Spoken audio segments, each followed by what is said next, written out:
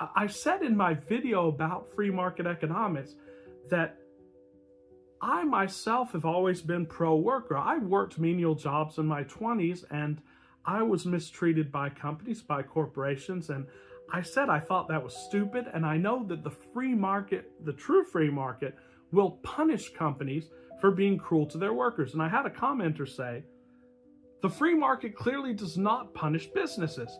Consumers would need to know and care about every business practice, which is absolutely not feasible, and I agree with that, which is why we have things like child labor laws and environmental laws. Now, Ludwig von Mises and the Austrian economists make it very clear that in our elucidation of economics, we're not depending upon perfect knowledge. No agent of the system has perfect knowledge. No one really has any knowledge of what's going on, but it's the system of a whole, as a whole rather, that has that knowledge and that will then dispense of that knowledge in the appropriate way. So let me give you a brief explanation of this. Let's say a company is mistreating a worker by underpaying that worker. Well, in a good free market, there will be lots of options for that worker to choose from, so that worker can simply go and work in the company that gives him or her better benefits.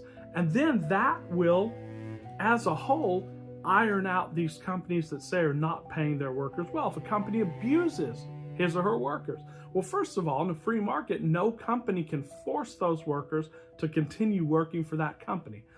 Another aspect, because I know a lot of people are going to comment, oh, well, you know, people don't have choices and things are too expensive.